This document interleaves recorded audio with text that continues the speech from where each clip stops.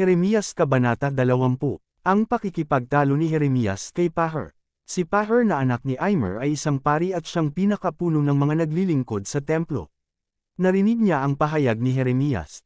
Kaya ipinabugbog niya ito, ikanadina ang mga paa at kamay, at ipinabilanggo sa itaas ng pintuan ni Benjamin, na nasa hilagang bakuran ng templo. Kinaumagahan, nang siya'y pakalagan na ni Paher, sinabi ni Jeremias sa kanya, hindi na Paher ang tawag sa iyo ni Yahweh kundi takot sa lahat ng dako. Sapagkat ang sabi ni Yahweh, gagawin kitang katatakutan ng iyong sarili at ng mga kaibigan mo. Makikita mo ang pagkamatay nilang lahat sa tibak ng kaaway. Ipapailalim ko ang lahat ng taga-Juda sa kapangyarihan ng hari ng Babilonya. Ang iba'y dadalhin niyang bihag sa Babilonya at ipapapatay naman ang iba.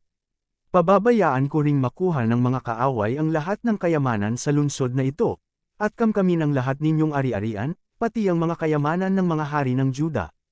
Dadalhin nila sa Babilonya ang lahat ng maaaring pakanabangan. Ikaw naman, Paher, at ang iyong buong sambahayan ay mabibihag at dadalhin sa Babilonya. Doon na kayo mamamatay at malilibing, kasama ng inyong mga kaibigan na pinagsabihan mo ng mga kasinungalingan. Si Jeremias ay dumaing kay Yahweh. Yahweh, ako iyong hinikayat. At naniwala naman ako, higit kang malakas kaysa akin. Kaya ikaw ay nagwagi. Pinagkatuwaan ako ng lahat, at maghapon nila akong pinagtatawanan. Tuwing ako'y magsasalita at sisigaw ng karahasan. Pagkawasak, pinagtatawanan nila ako't hinahamak, sapagkat ipinapahayag ko ang iyong salita. Ngunit kung sabihin kong, kalilimutan ko na si Yahweh. At hindi na ako magsasalita para sa kanyang pangalan. Para namang apoy na naglalagablab sa aking kalooban ang iyong mga salita. Apoy na nakakulong sa aking mga buto. Sinikap kong tiisin ito, ngunit hindi ko na kayang pigilin pa. Naririnig kong maraming nagbubulungan. Tinagurian nila akong, takot sa lahat ng dako. Sinasabi nila, isumbong natin. Isumbong natin sa may kapangyarihan. Pati matatalik kong kaibigay naghahangad ng aking kapahamakan. Sabi pa nila, marahil ay malilinlang natin siya. Pagkatapos, hulihin natin at paghigantihan. Subalit ikaw, Yahweh, ay nasa panig ko. Tulad sa malakas at makapangyarihang mandirigma. Mabibigo ang lahat ng umuusig sa akin. Mapapahiya sila at hindi magtatagumpay kailanman. Hindi na makakalimutan ang kanilang kahihiyan habang panahon. Makatarungan ka kung sumubok sa mga tao, Yahweh, na makapangyarihan sa lahat. Alam mo ang laman ng kanilang mga puso't isip.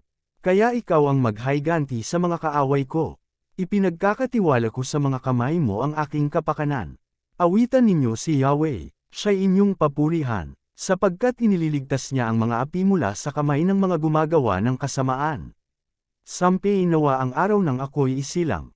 Huwag ninyong ituring na araw na pinagpala ang araw ng ako'y ipanganak.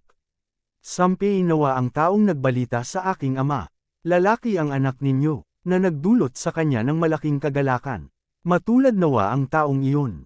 Sa mga lunsod na winasak ni Yahweh ng walang awa, makarinig nawa siya ng iyakan sa umaga, at hiyawan naman sa tanghali, sapagkat hindi niya ako pinatay bago ako isinilang.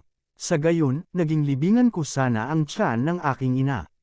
Bakit pa ako isinilang kung ang mararanasan ko lamang ay hirap, kalungkutan at kahihiyan habang ako'y nabubuhay?